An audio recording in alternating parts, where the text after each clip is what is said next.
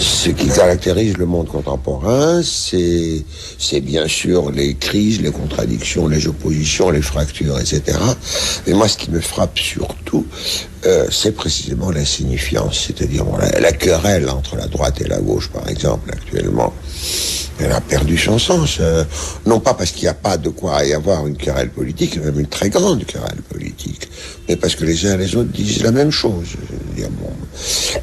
Depuis 83, les socialistes ont fait une politique, puis Balladur est venu, il a fait la même politique, puis les socialistes sont revenus, ils ont fait avec Bérégovoy la même politique, Balladur est revenu, il a fait la même politique, Chirac a gagné les élections en disant « je vais faire autre chose », et il fait la même politique. Bon, manque de sens de cette distinction. Pourquoi cette insignifiance? Par quel mécanisme cette classe politique serait-elle réduite à une impuissance? Puisque c'est le grand mot le plus employé en ce moment, c'est impuissance. Ah non, c'est pas un grand mot, ils sont impuissants, ça c'est certain. Et la seule chose qu'ils peuvent faire, c'est suivre le courant, c'est-à-dire appliquer la politique ultralibérale qui est la mode à cette époque. Et même les socialistes, bon, ils n'ont pas fait autre chose. Je crois pas qu'ils feraient autre chose si j'étais au pouvoir. Je dis que c'est pas des politiques, à mon avis, c'est des politiciens, au sens de micro-politiciens, n'est-ce pas? Bon, c'est des gens qui chassent les suffrages par n'importe quel moyen, c'est tout. Le marketing politique. Le marketing. Ils ont aucun programme, quoi. Ils n'ont pas vraiment des programmes. Leur but, c'est de rester au pouvoir ou de revenir au pouvoir, et pour ça, ils sont capables de tout. Clinton, par exemple, il a fait sa campagne électorale en suivant les sondages comme ça. Si je dis si, qu'est-ce qui va se passer? En prenant chaque fois l'option gagnante pour l'opinion publique. Comme disait l'autre, je suis leur chef, donc je les suis, quoi. Bon. Mais ce qui est de fascinant dans l'époque, c'est comment ça conspire, comme dans toutes les époques d'ailleurs. Il n'y a aucun lien intrinsèque entre cette espèce de, de nullité de la politique, de devenir nul de la politique, et cette insignifiance dans les autres domaines, dans les arts, dans la philosophie, etc., n'est-ce pas, dans la littérature. Et c'est ça l'esprit du temps. C'est sans aucune conspiration d'une puissance quelconque qu'on pourrait désigner, tout conspire au sens, respire dans le même sens pour les mêmes résultats, c'est-à-dire l'insignifiance. Bon, la politique c'est un métier bizarre, même cette politique-là. Ça a toujours été un métier bizarre. Pourquoi? Parce qu'elle présuppose deux capacités qui n'ont aucun rapport intrinsèque. La première capacité, c'est d'accéder au pouvoir. Si on n'arrive pas à accéder au pouvoir, on peut avoir les meilleures idées du monde, ça ne sert à rien. Ça implique un art de l'accession au pouvoir. La deuxième, c'est une fois qu'on est au pouvoir, d'en faire quelque chose, c'est-à-dire de gouverner. Bon, Napoléon savait gouverner. Clémenceau savait gouverner. Churchill savait gouverner. Bon, c'est pas des personnes que j'aime particulièrement, ni qui sont dans mes cordes politiquement. Je décris maintenant un type historique. Bon. Or, rien ne garantit que quelqu'un qui sait gouverner sait accéder au pouvoir. Oui. Alors, dans la monarchie absolue, accéder au pouvoir, c'était quoi? C'était flatter le roi. C'était dans les bonnes grâces de Madame Pompidou. Pas Pompidou, Pompadour. C'est un joli lapsus. On le gardera. On le gardera. Bon, de Madame Pompadour, la pauvre d'ailleurs, elle ne mérite pas ça. Bon, donc, et puis après, ce qui se passait quand on était au pouvoir, c'était autre chose. Dans la forme de pseudo-démocratie sous laquelle nous vivons, accéder au pouvoir signifie être télégénique, flairer l'opinion publique. Vous dites pseudo-démocratie.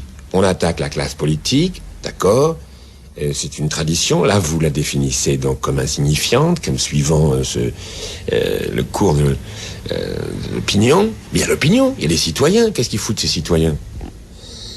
Ben, les citoyens ne peuvent pas foutre grand-chose, parce que je dis pseudo-démocratie d'abord parce que j'ai toujours pensé que la démocratie dite représentative n'est pas une vraie démocratie. C'est-à-dire que ces représentants représentent très peu les gens qui les élisent, et surtout ils représentent eux-mêmes ou des intérêts particuliers ou des lobbies, etc. Et ensuite, même si c'était pas comme ça, dire que quelqu'un va me représenter pendant 5 ans et que ça c'est irrévocable, ça veut dire que je me dévêtis de ma souveraineté en tant que peuple. Rousseau le disait déjà, les Anglais croient qu'ils sont libres parce qu'ils élisent des représentants tous les 5 ans, et disait-il, ils sont libres un jour pendant 5 ans, le jour de l'élection. Or, même ça, c'est pas vrai, parce que l'élection est pipée.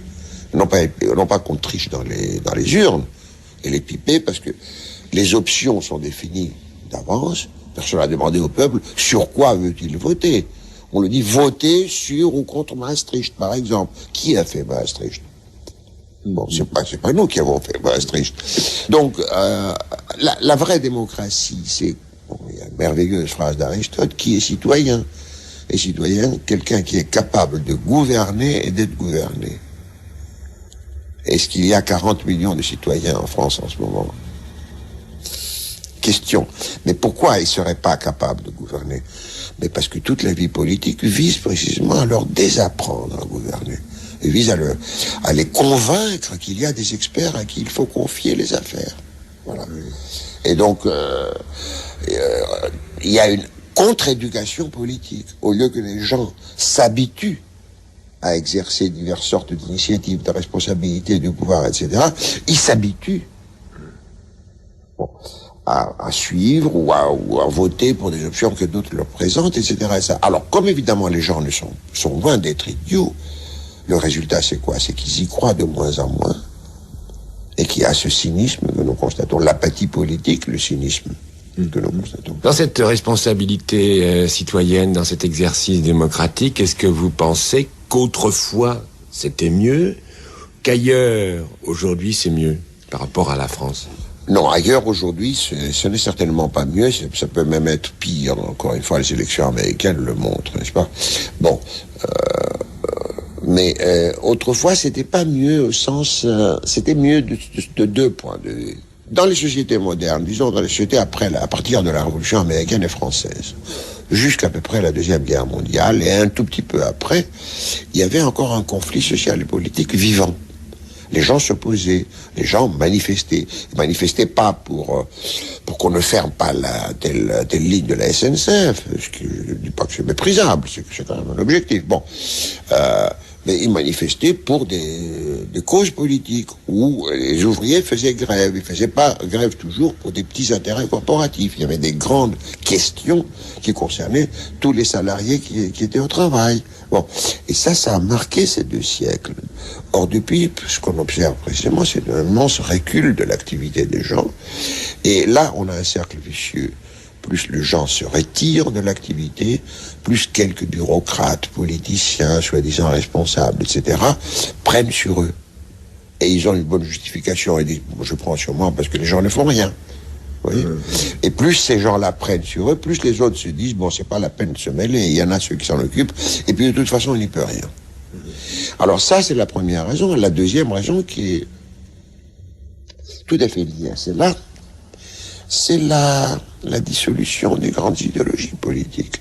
L'idéologie, soit révolutionnaire, soit vraiment réformiste, mais pas réformiste pour rire, qui voulait vraiment changer des choses dans la société, pour 1001 raisons qu'on ne peut pas discuter maintenant, a été déconsidérée, a cessé de correspondre au temps, etc., à correspondre aux aspirations des gens, à la situation de la société, à correspondre à l'expérience historique. Bon, tout le monde nous dit, bon, c'est quand même étonnant, je vais me fâcher quand j'y pense, n'est-ce pas? Il y a eu cette espèce d'énorme événement qui est l'effondrement de l'URSS et du communisme. Est-ce que vous pouvez me dire une seule personne parmi les politiciens, pour ne pas dire les politicards de gauche qui existent actuellement, qui a vraiment réfléchi sur ce qui s'est passé, pourquoi ça s'est passé, et a, comme on dit bêtement, tiré des leçons. Or, alors que, évidemment, quelque chose comme ça appelle une évolution de ce type, à la fois d'abord dans sa première phase, l'accession à la monstruosité, si je peux dire, du totalitarisme, le goulag, etc., etc. Bon. Et puis, dans l'effondrement, méritait une réflexion très approfondie et quelque chose comme conclusion sur ce qu'un mouvement qui veut changer la société peut faire, doit faire, ne doit pas faire, ne peut pas faire. Zéro. N'est-ce pas? Nous sommes d'accord. Bon. Alors, donc, comment voulez-vous? c'est-à-dire ce qu'on appelle le peuple, les masses, etc., tire les conclusions qu'il peut tirer, mais il n'est pas vraiment éclairé. Vous me parliez tout à l'heure du rôle des intellectuels. Bon. Qu'est-ce qu'ils font, ces intellectuels? Bon, alors, la droite, qu'est-ce qu'ils ont fait maintenant depuis Reagan, Thatcher et puis les socialistes français? Ils ont ressorti le libéralisme pur et dur du début du 19e siècle, qu'on avait combattu pendant 150 ans, qui aurait conduit la société à la catastrophe, parce que finalement le capitalisme, c'est vrai, le vieux Marx, il n'avait pas tort, est-ce qu'il avait tort sur un autre plan? Si le capitalisme avait été laissé à lui-même, il se serait effondré 1000 fois, enfin 100 fois. Il y aurait eu une crise de surproduction tous les ans. Pourquoi il s'est pas effondré? Parce que les travailleurs ont lutté. Ils ont imposé des augmentations de salaire. Donc ils ont créé des énormes marchés de consommation interne. Ils ont imposé des réductions du temps de travail. Ça a absorbé tout le chômage technologique. On s'étonne que maintenant il y a du chômage, mais depuis 1940 jusqu'à aujourd'hui, le temps de travail n'a pas diminué. Et on hésite, on dit 39 heures, 38 et demi, 37 trois quarts. C'est absolument grotesque. Bon. Donc, il y a eu ce retour du libéralisme, et moi je suis sûr que si ça continue comme ça, enfin je suis sûr, on ne peut jamais être sûr en histoire, mais je ne sais pas ce qui va se passer. Moi je vois pas comment l'Europe en tout cas pourra sortir de cette crise dans laquelle elle est. Or les libéraux viennent et disent il faut faire confiance au marché, etc., etc. Mais enfin, ce que disent maintenant les néolibéraux, c'est les économistes académiques eux-mêmes qui l'ont réfuté pendant les années 30. Ils ont montré qu'il ne peut pas y avoir d'équilibre dans la société capitaliste. C'était pas des révolutionnaires, c'était pas des marxistes. Ils ont montré aussi que tout ce que racontent les libéraux sur les vertus du marché, comme quoi il garantit une allocation, la meilleure allocation possible des ressources, une distribution du revenu la plus équitable possible, c'est des foutaises. Tout ça, ça a été démontré. Ça n'a pas été refuté. Mais il y a eu une grande offensive économico-politique des couches gouvernantes et dominantes qu'on peut symboliser par le nom de Reagan et de Thatcher, et même de Mitterrand d'ailleurs, qui a dit, bon, vous avez assez rigolé, maintenant on va vous licencier, on va dégraisser l'industrie, hein, à éliminer la mauvaise graisse, comme dit M. Juppé.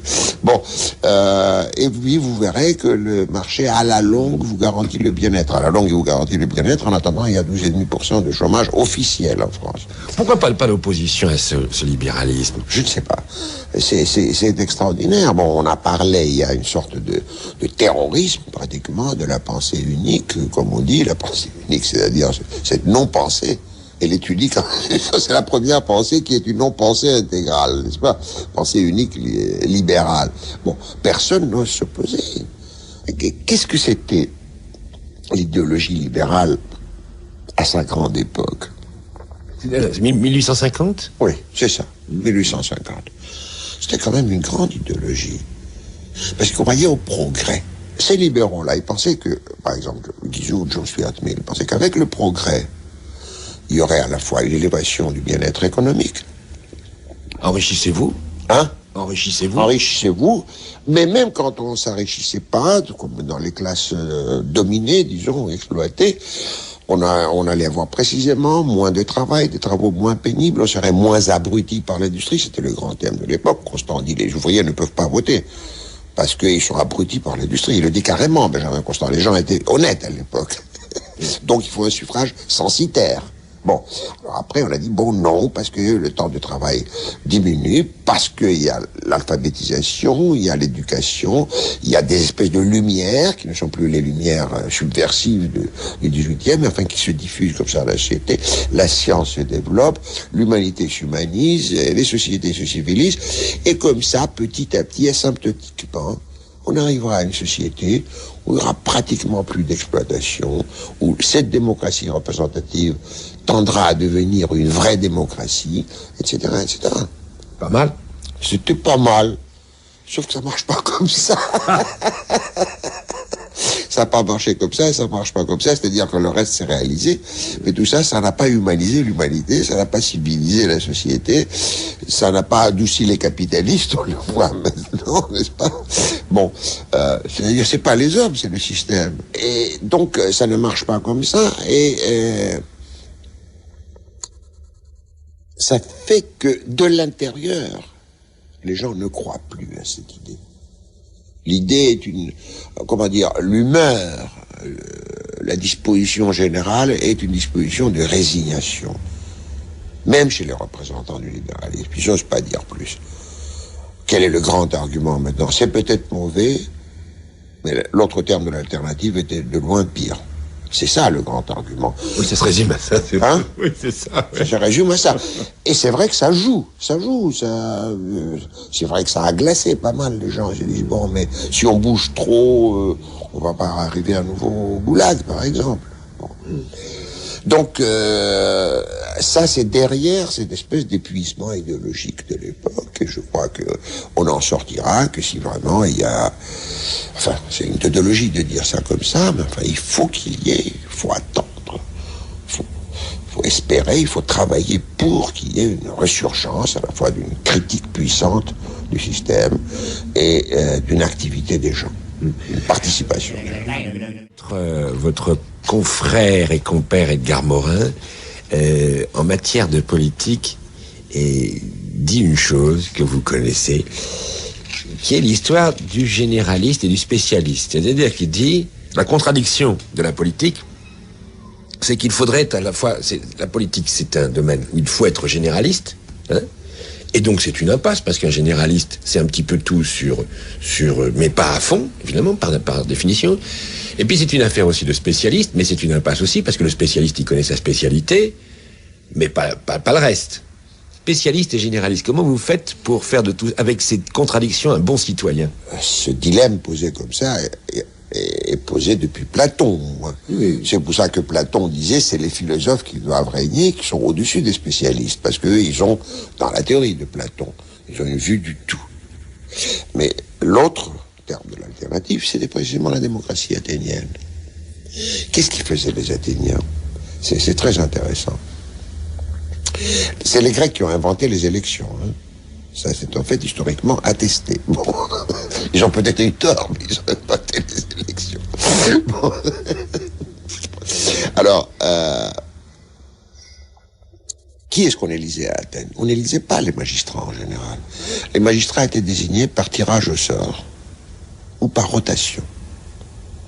Tout le monde, bon, Aristote. Citoyen, celui qui est capable de gouverner, d'être gouverné. Tout le monde est capable de gouverner, donc on tire au sort. Pourquoi? Parce que la politique, c'est pas une affaire de spécialistes. Il n'y a pas, et pourquoi c'est pas une affaire de spécialistes? Parce qu'il n'y a pas de science de la politique. Il y a une opinion, la doxa des Grecs. Il n'y a pas d'épistémé. Je vais vous faire remarquer d'ailleurs que l'idée qu'il n'y a pas de spécialiste de la politique, et que les opinions donc se valent, c'est la seule justification raisonnable du principe majoritaire. Donc, le peuple décide, et les magistrats sont élus au sort, ou désignés par rotation.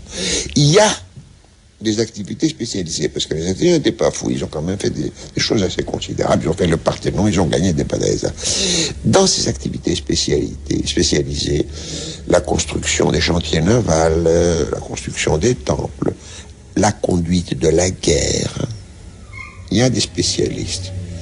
Donc ceux-là, on les élit. C'est ça l'élection. Parce que l'élection, ça veut dire l'élection des meilleurs. Et sur quoi on se base pour élire le meilleur? Alors, sur quoi on se base? Qui me dira que celui-là est meilleur guerrier que celui-là? Voilà. Alors mais bien là, bien sûr. Alors là, il y a précisément l'éducation du peuple parce qu'il choisit. On fait une première élection, on se trompe, on constate par exemple que Périclès est un déplorable stratège, mais on le réélit pas. Ou même on le révoque. Vous voyez? Bon. Mais cette doxa, cette opinion dont on peut postuler qu'elle est également partagée, c'est bien sûr un postulat tout à fait théorique. Pour qu'il devienne tant soit peu, pour qu'il ait un peu de chair, il faut que vraiment cette doxa soit cultivée. Et comment peut être cultivée une doxa concernant le gouvernement? Ben, en gouvernant. Donc la démocratie est aussi, c'est ça l'important, une affaire éducationnelle des citoyens. Et c'est ça qui n'existe pas du tout à l'époque actuelle.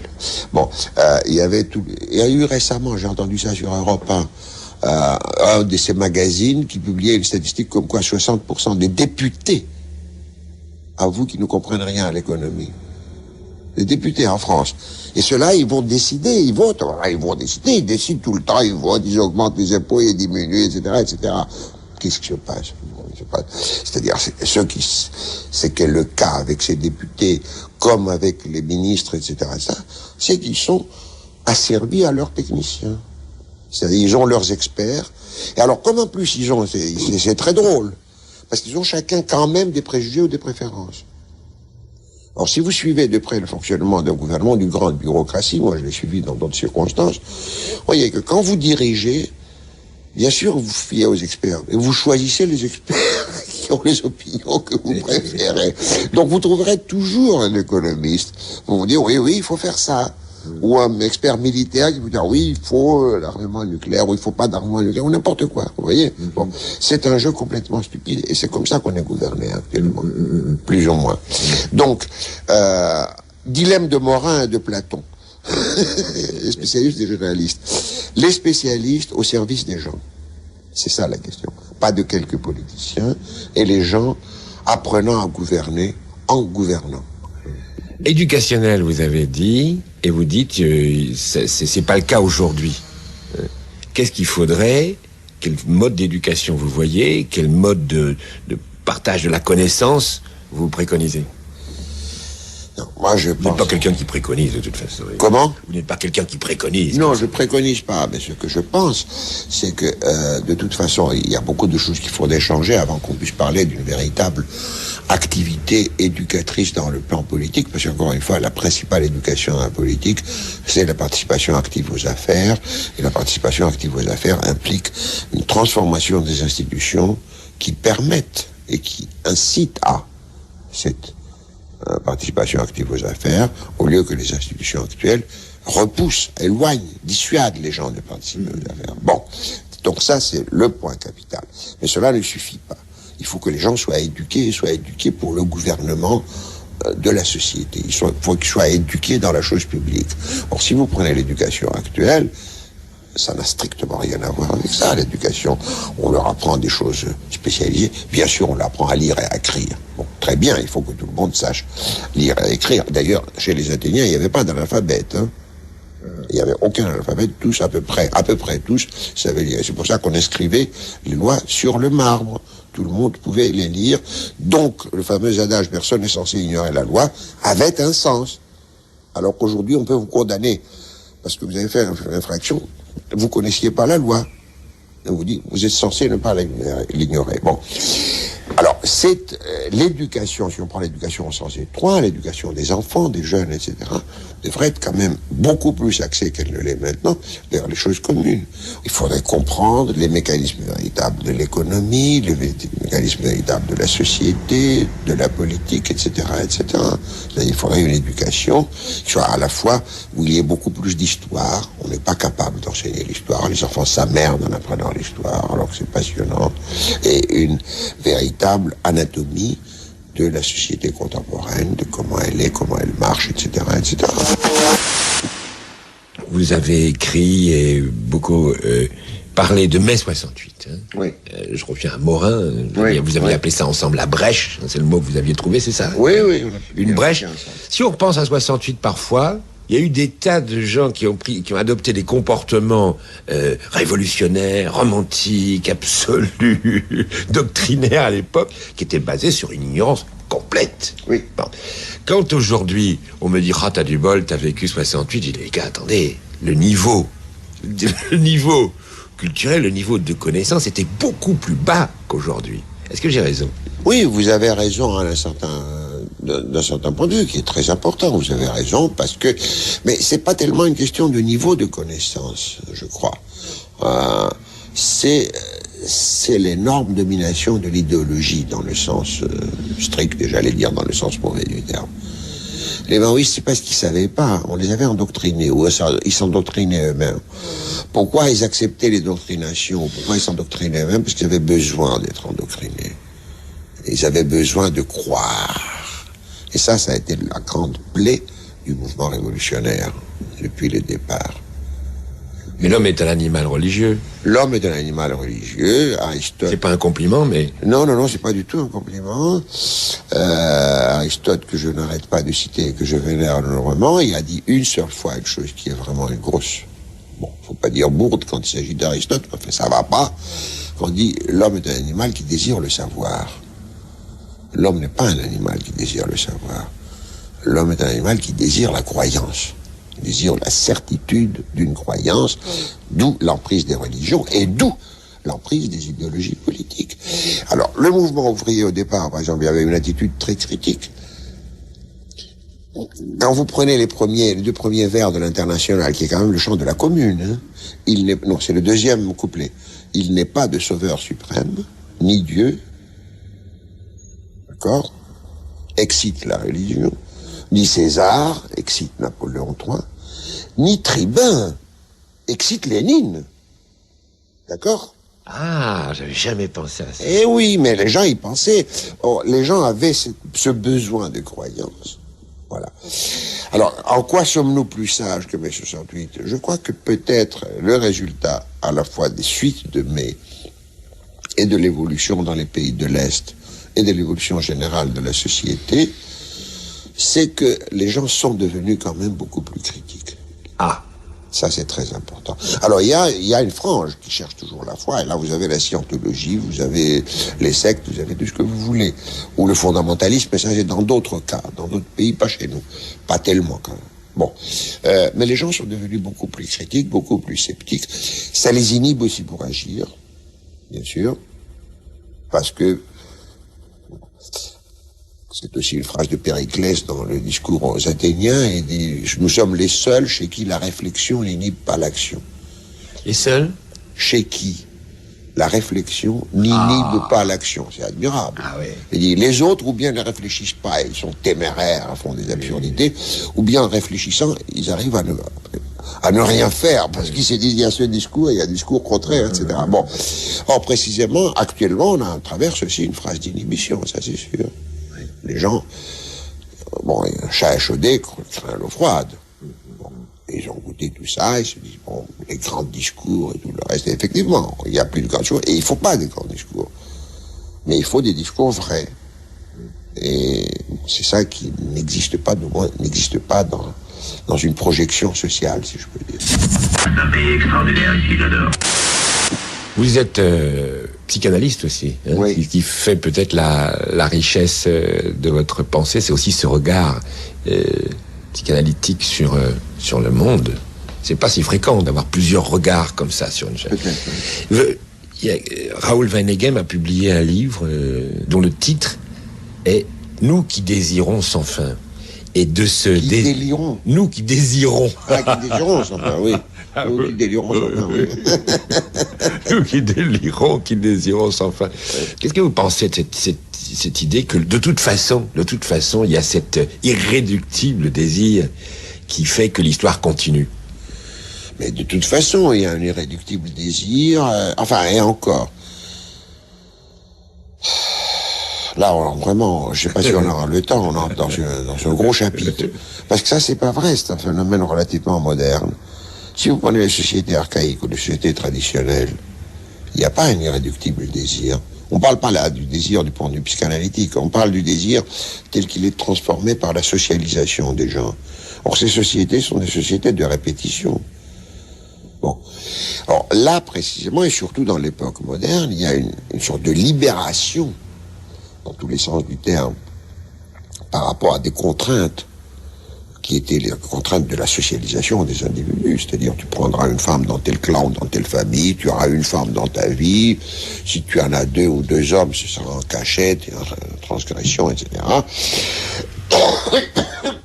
Tu auras un statut social, ce sera ça. Il y a une chose merveilleuse dans Proust, dans le monde de Combray, dans la famille de Proust, quelqu'un qui avait épousé, qui qui était de la très bonne bourgeoisie de province, enfin dans la famille qui décrit. Quelqu'un qui avait épousé une petite duchesse, une princesse, avait déchu. Même s'il avait de l'argent, il devenait un gigolo, quelqu'un qui sortait de sa caste pour monter plus haut. Mais monter plus haut, c'était déchoir. Être bien, c'était continuer dans cette voie. Peut-être ramasser un peu plus d'argent, mais continuer dans cette voie. Bon. On est entré dans une époque d'illimitation dans tous les domaines. Et c'est ça, nous qui avons le désir infini, vous comprenez? Or, cette libération est en essence une grande conquête. Pas question de revenir dans une société de répétition. Mais il faut aussi apprendre, et ça c'est un des très grands thèmes, apprendre à s'auto-limiter, individuellement et collectivement. Et la société capitaliste maintenant est une société qui, à mes yeux, court à l'abîme de tous les points de vue, parce qu'elle est une société qui ne sait pas s'auto-limiter. Et une société vraiment libre, une société autonome, comme je dis, devra savoir s'auto-limiter. Interdire? C'est pas interdire au sens répressif, mais savoir qu'il y a des choses qu'on ne peut pas faire, ou qu'il faut même pas essayer de faire, ou qu'il faut pas désirer. Par exemple, par rapport à l'environnement. Quand je dis, par exemple, j'écris que nous devrions, dans une société libre, nous vivons sur cette planète merveilleuse que nous sommes en train de détruire. Et quand je prononce cette phrase, je repense aux merveilles de cette planète. Je repense à la mer Égée, je repense aux montagnes enneigées, je repense à la vue du Pacifique depuis un coin d'Australie, je repense à Bali, aux Indes, à la campagne française qu'on est en train de démolir, de désertifier, etc. Bon, c'est une merveille. On est en train de la démolir. Qu'est-ce que nous devrions faire? Eh ben, je pense que nous devrions être les jardiniers de cette planète. Il faudrait la cultiver comme elle est pour elle-même, et trouver notre vie, notre place relativement à cela. Et ça, c'est une énorme tâche. Et ça pourrait absorber une énorme partie des loisirs des gens, libérés par un travail stupide, productif, répétitif, etc. Or ça, évidemment, c'est très loin, non seulement du système actuel, mais de l'imagination des gens actuellement. Vous voyez? L'imaginaire de l'époque, comme je dis, est très loin de cela.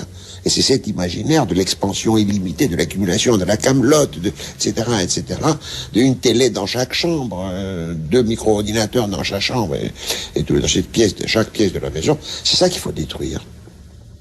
Tout dépend de ça. Le système s'appuie parce qu'il y a cet imaginaire qui est là et qui fonctionne, effectivement. Ce dont vous parlez là sans cesse depuis tout à l'heure, c'est la liberté. Oui. Derrière ça, il y a la liberté. Alors vous dites, ah oui, mais ça c'est très lourd, c'est difficile, il faudrait... Et ça, c'est difficile, etc. Difficile, liberté. Ah oui, la liberté, c'est très difficile, oui. Et il est très facile d'être... Démocratie, difficile. Démocratie difficile, parce que liberté difficile, oui, absolument. Parce que c'est très facile de se laisser aller, l'homme est un animal paresseux, on leur a dit. Là encore, je reviens à mes ancêtres. Il y a une phrase merveilleuse de Thucydide, je ne sais plus dans quel discours. Sacrés ancêtres, hein. Sacrés ancêtres. Il faut choisir se reposer ou être libre. Je crois que c'est Périclès qui dit ça aux Athéniens. Si vous voulez être libre, il faut travailler. Vous ne pouvez pas vous reposer. Vous ne pouvez pas vous asseoir devant la télé. Vous n'êtes pas libre quand vous êtes devant la télé. Vous croyez être libre en zappant comme un imbécile. Vous n'êtes pas libre. C'est une fausse liberté. Donc, liberté difficile, parce que liberté, ça veut dire à la fois une activité. C'est pas seulement l'âne de Buridan qui choisit entre deux tas de foin. Bon, liberté, c'est l'activité. Et liberté, c'est une activité qui, en même temps, s'auto-limite. C'est-à-dire, c'est que elle peut tout faire, mais elle doit pas tout faire. C'est ça le grand motto, pour moi, de la démocratie et de l'individu libre. Je peux tout faire. La liberté, c'est les limites. Philosopher, c'est établir les limites. Non, la liberté, c'est l'activité, et l'activité qui sait se poser ses propres limites. Et philosopher, c'est la pensée, et c'est la pensée qui sait reconnaître qu'il y a des choses que nous ne savons pas et que nous ne connaîtrons jamais.